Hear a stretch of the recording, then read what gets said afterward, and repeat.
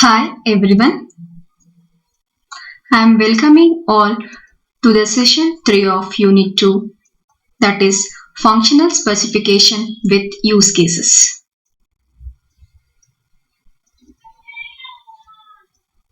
Organization of the session: Introduction to Use Cases, Basics, Use Case Terms, and we are discussing case study.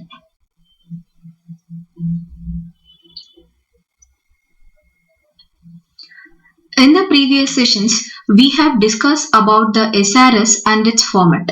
SRS in the sense Software Requirement Specification.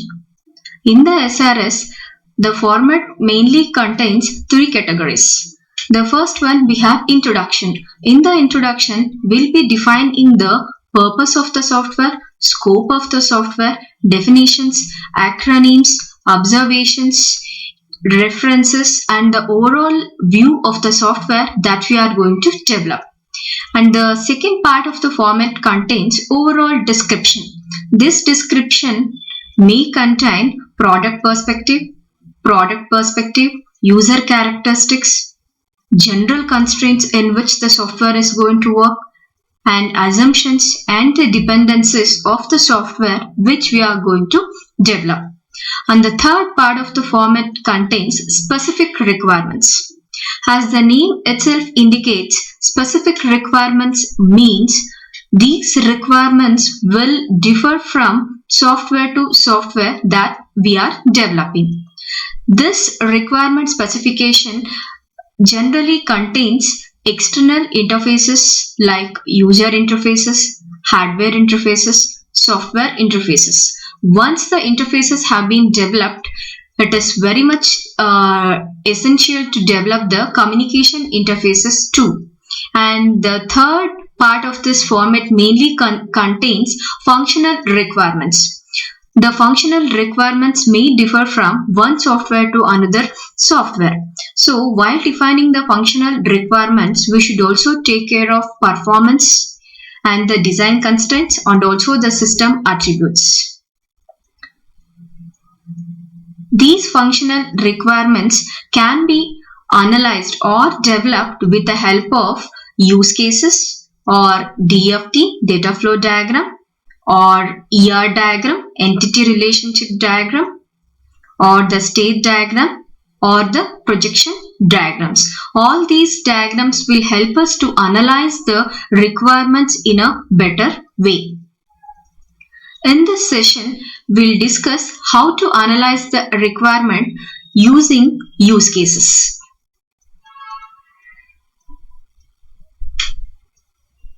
Introduction to use cases. A use case is a list of actions defining the interactions between an actor and a system to achieve a goal. The actor can be a human or other external system.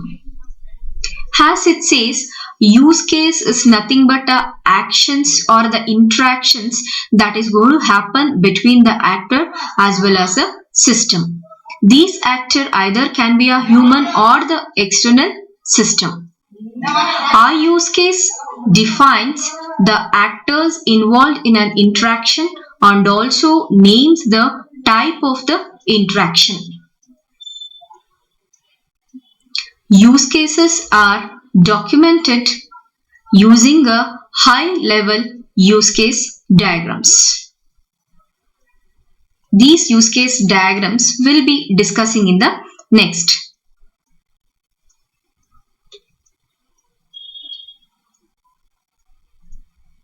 If you could see here, this shows how to represent the use cases with the simple notations. Use cases are naturally textual descriptions and represent the behavioral requirement of the systems. As I said, in the SRS there will be a part of functional requirements, and these functional requirements can be represented through these use cases. Normally, it will be in the textual descriptions, and these represents the behavioral requirement of the system. That is what exactly the software which is going to do after the completion of the development. If you could see in the slide, the first is actor. Actor is represented with the simple notation. And the second, we have use case represented with the simple notation. Third one, generalization symbol used between actors and use cases. As I said, we can start the use cases by identifying the actors and identifying the use cases. The third thing what we should do is we should establish the connection, or we should establish the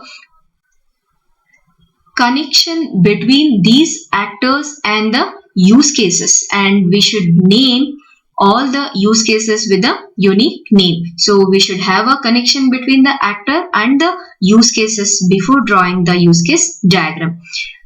We can also say that there should be an association between the actor as well as use case.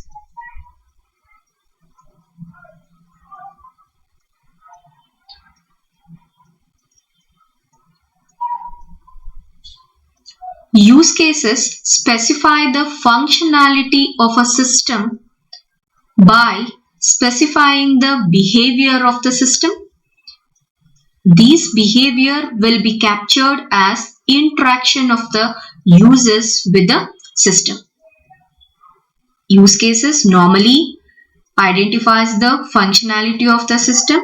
In identifying the functionality, we have to capture the behavior as well as the interaction that happens between the users and the system. Basically, use cases are nothing but a textual form, but usually we make use of diagrams to support it.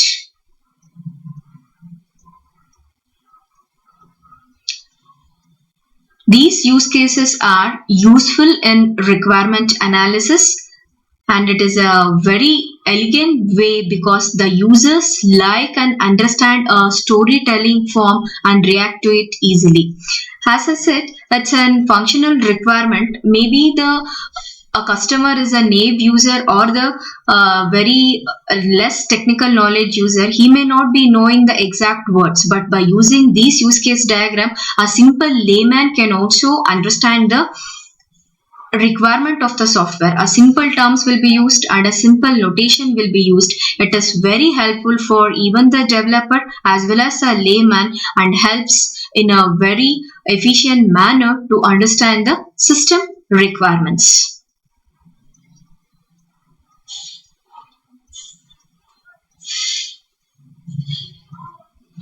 Next, we have basics.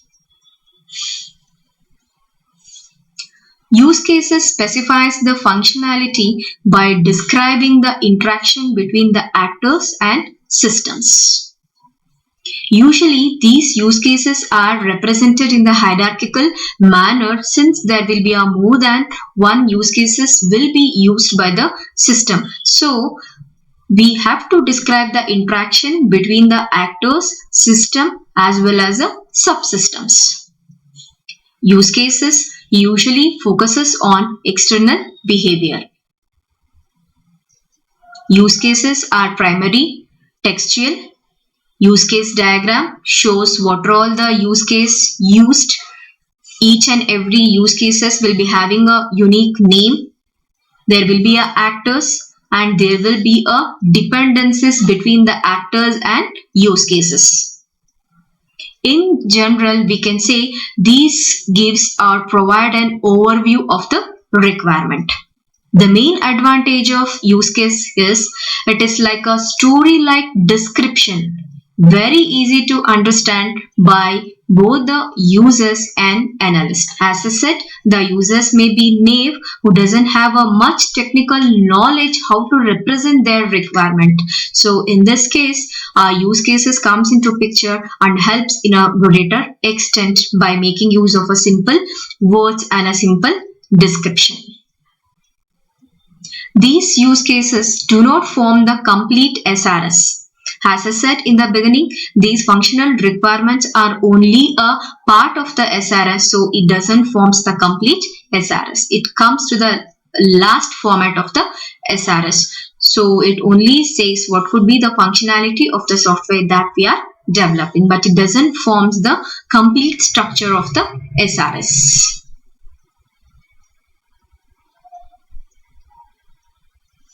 A use case is a collection of many scenarios. As I said, there will be a more than one use cases comes in a practical approach. There could be also of many scenarios. A scenario may employ other use cases in a step as we are arranging all these use cases in a hierarchical manner. A subgoal of a use case goal may be performed by another use case too. Since we are making use of many scenarios, many subsystems, generally use cases can be organized hierarchically.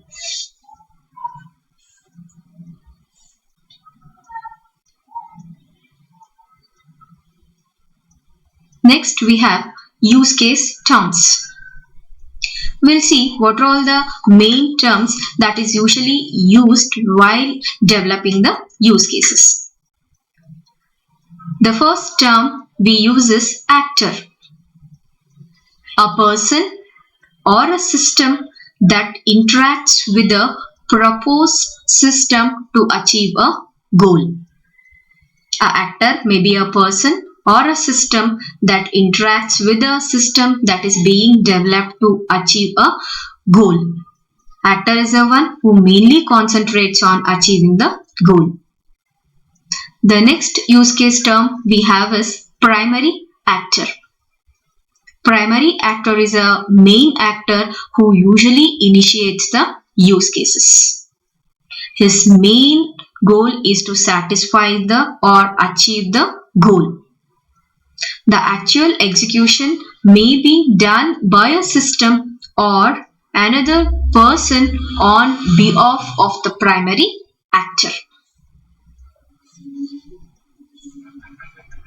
The third term we use is scenario. It is a set of actions performed to achieve a goal under some conditions. These are the actions that are required to perform to achieve a goal under some conditions. These conditions either may be preconditions or may be post conditions depending upon the applications that we are developing. The next term we use is mean success scenario. This describes the interaction if nothing fails and all steps in the scenario get succeeds. It describes the interaction when nothing fails and all the steps get succeeded. The next term we use is extension scenario. This describes the system behavior if some of the steps in the main scenario do not complete successfully. It says the system behavior is not completed or the transaction is not completed successfully in the main scenario. While developing the applications, we know that every time will not get with a successful result. There are some situations which leads to a failure. So this extension scenario will say what could be the system behavior if something goes wrong in the main scenario or doesn't execute complete successfully. These are all the 5 main terms we basically use in use case diagrams. With this basic introduction and the use case terms, we'll take one case study and we'll see how to write a use case diagram for this. Here we are taking an example of university auction system. In the university auction system, we can define number of possible use cases. In our case study in this session, we are discussing about 3 different use cases. Under that, the first use case we are defining here is put an item for auction. The first use case is put an item for auction. Primary actor, seller, precondition, seller has already logged in with the right login credentials, and we are defining main success scenario. We'll see what happens in main success scenario. The first thing the seller should do is the seller should post an item which he wants to sell. Now he wants to put its category, description and picture of the product he wants to sell for the auction. Then the system shows past prices of the similar item to a seller if anything exists. Seller specifies the starting bid price and a date when the auction will close. Lastly, system accepts the item and posts it. This is a main success scenario, assuming that there is no failure condition and no exception scenario. Everything will go and all the things will be executed successfully or executed completely. Now we'll see the other situation where there could be some chances of exception might occur. What could be those exceptions or failures? The first one we can think here is there are no past items of this category. As I said in the previous, it will show is there any similar items that is posted in the category. It says there are no such past items of this category. System tells the seller about this situation. These are the exception scenarios that we can expect.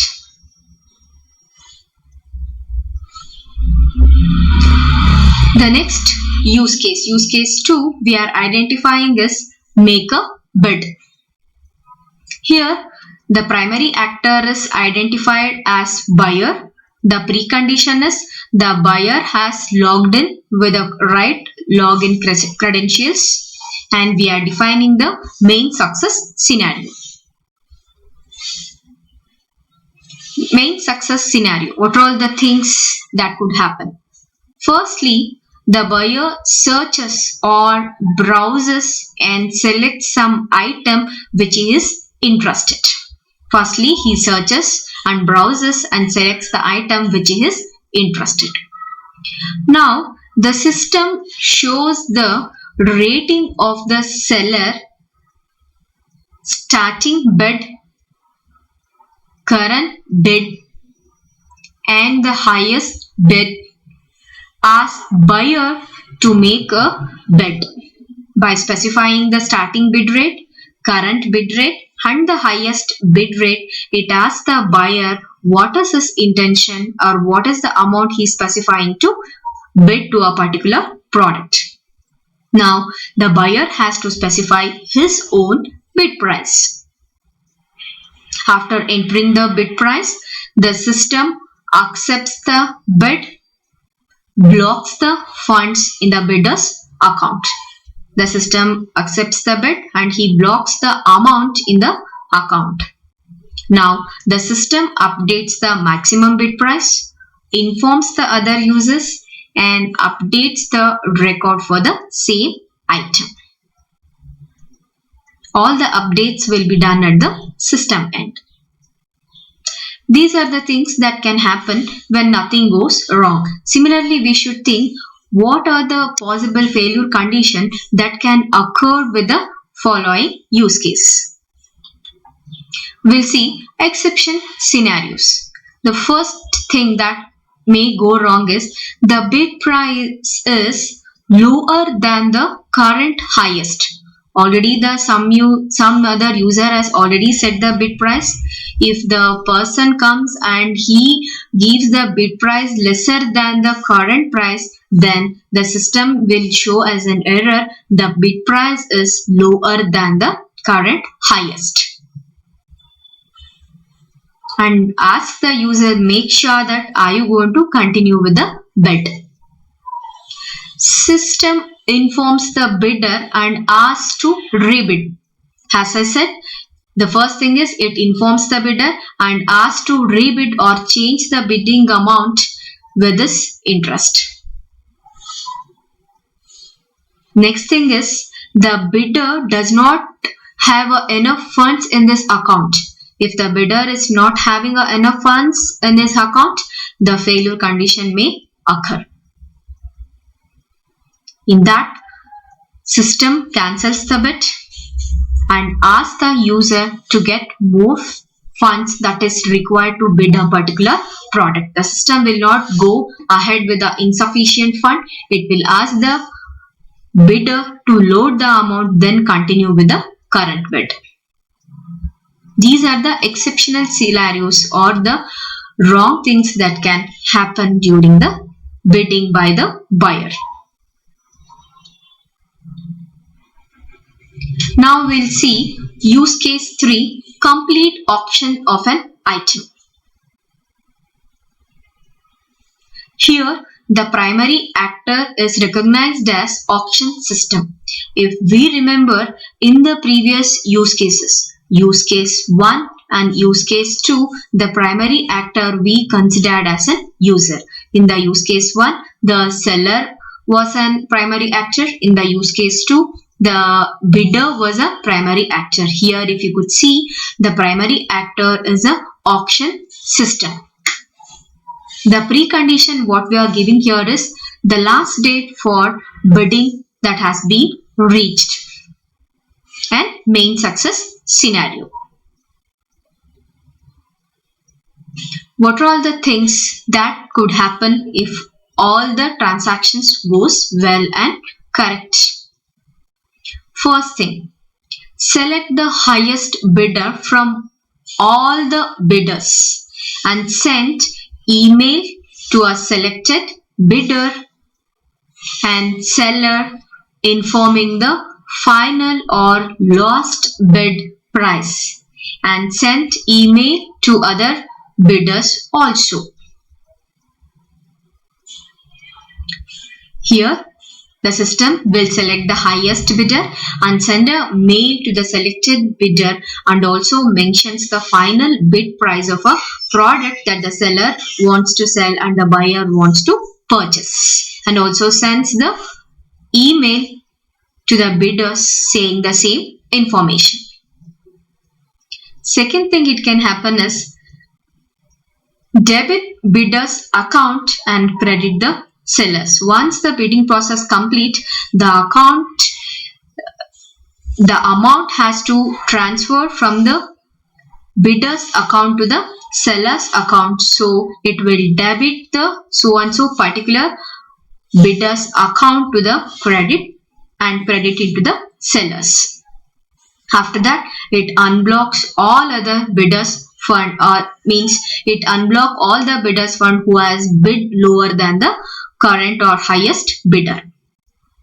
It transfers from the seller account's commission amount to the organization account.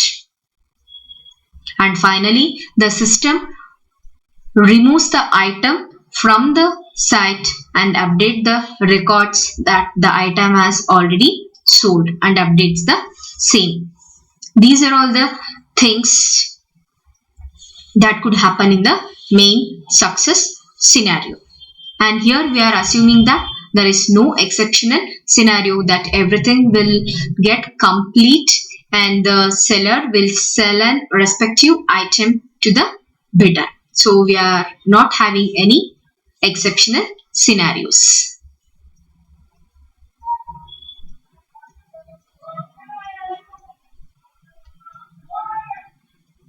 Now we'll see how to represent these use cases for this case study. The first use case we studied in this session is for seller. If you could see the diagram at the extreme left we have a seller. As I said, the seller has to first log in with the right credentials and he has to upload the product which he wants to sell out and set the time and price of the product. He can also view the bid information. This process can be done n number of times till he uploads all the product that he wants to sell. He can give the category of the item, he can mention the amount of a particular item, and lastly he sets the time of the last bid product. And he can also view the information after he completes the process. He can log out. So this is a general representation. What are all the things, what are all the requirements of the seller.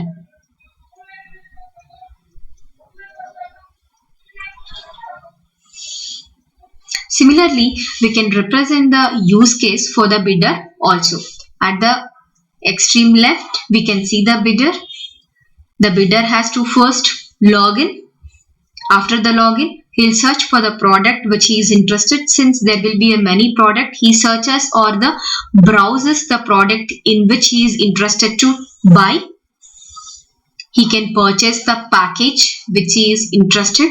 Before purchasing any of the product, there should be a complete details of the product saying its category, its functional specifications, its guarantee, its warranty. Everything should be mentioned about the product so that the bidder can view the details of the product, and he is interested and he is satisfied with the product. He can bid for the particular product by seeing the previous bid amount. He can modify the bid amount and finally can submit.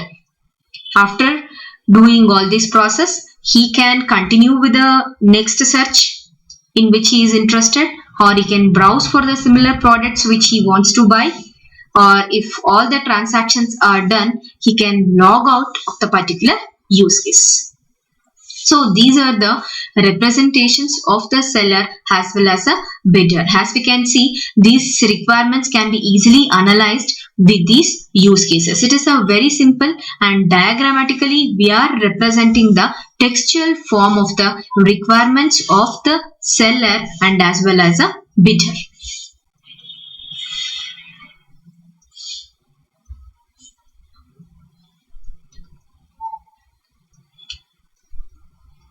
Now, with this idea and with this basic knowledge, we'll try to solve some of the questions, multiple choice questions. First one we have is, use case descriptions consist of interaction. Option A, use case. Option B, product. Option C, actor. Option D, product and actor. Just think and tell me what generally use case descriptions generally contains.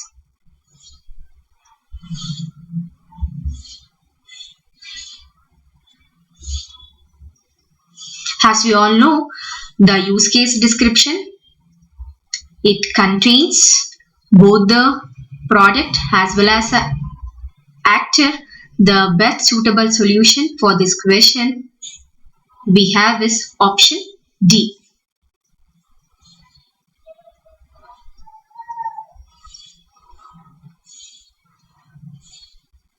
Second question, which of the following views represents the interaction of the user with the software but tells nothing about the internal working of the software? Option A, use case diagram. Option B, activity diagram. Option C, class diagram. Option D, all of the above. The question says,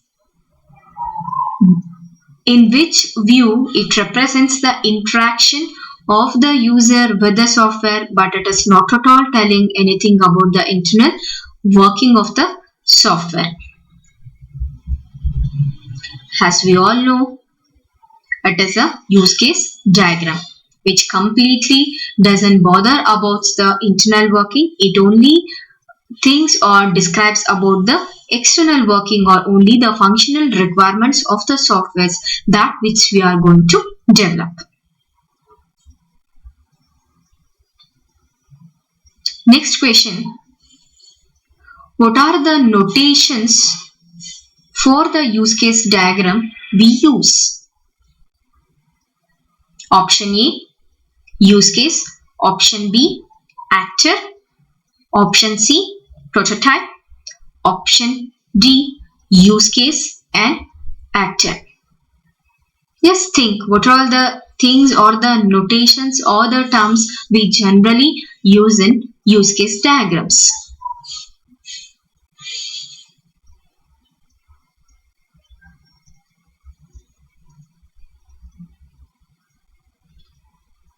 As we know, it contains use cases as well as actors. As the correct option here is use case and actor, that is option D.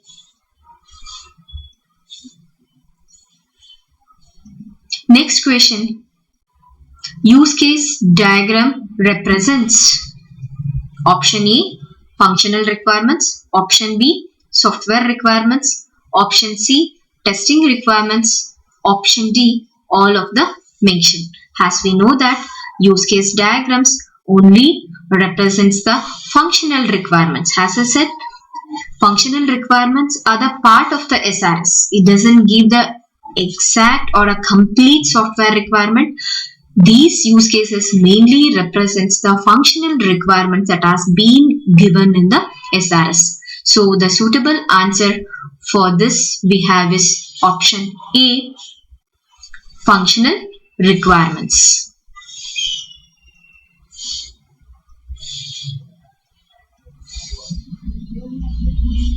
Next question. An actor may be person, system, both, none. As we took a case study of university auction system, in the first two use cases we considered a person as a primary actor, and the third use cases we considered a system as a primary actor. So from that we can conclude that an actor may be a person or the system or can be a both. So the right option for this question is option C.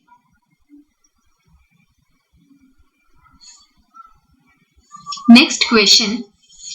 UML diagram that specifies sequences or steps of operations to be performed. Option A, activity diagram. Option B, use case diagram. Option C, class diagram. Option D, ER case diagram. A diagram that specifies sequence of steps to be performed. So just think what could be the suitable answer. Yes, it is right. The option here is B, that is use case diagram may contains a sequence of steps that needs to be performed for the each and every functional requirements.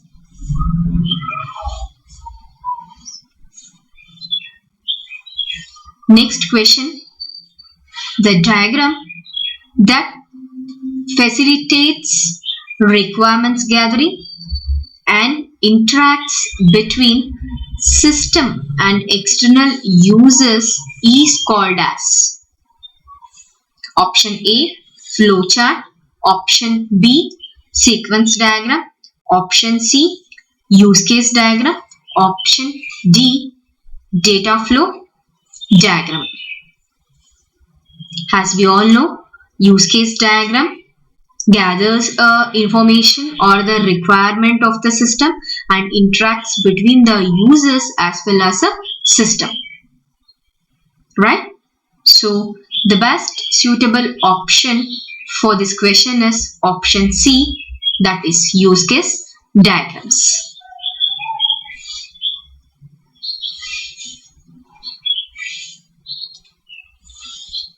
Next question. Use case descriptions consist of interaction among which of the following? Option A, product. Option B, use case. Option C, actor. Option D, product and actor. As we all know that use case diagrams usually interacts with a product as well as a actor. So the best suitable option for the above question is option D, product and actor.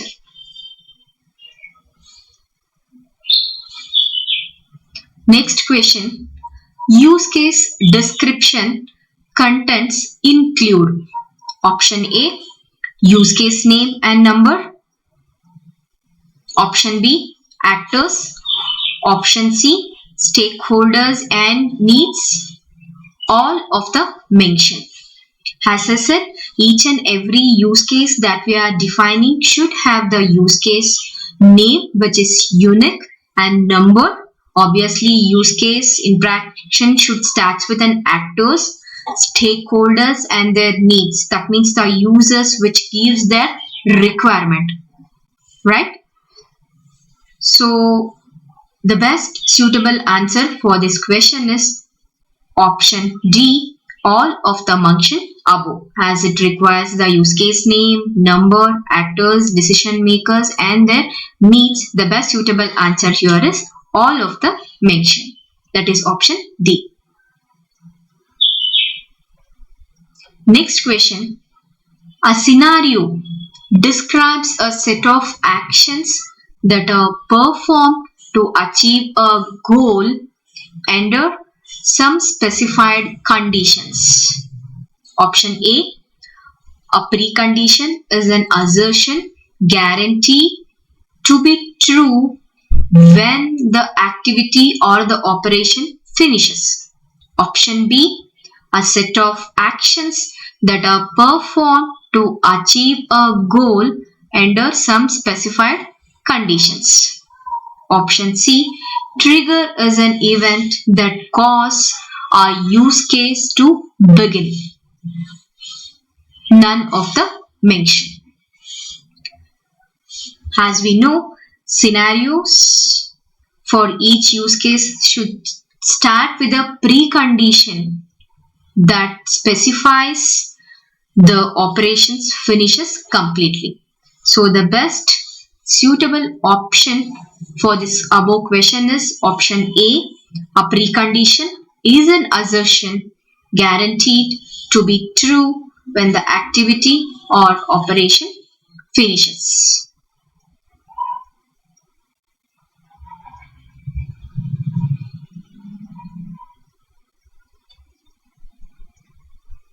With this, I hope you have understood the basic concepts of use cases, use case terminologies, and how to write a simple use case for any of the applications given.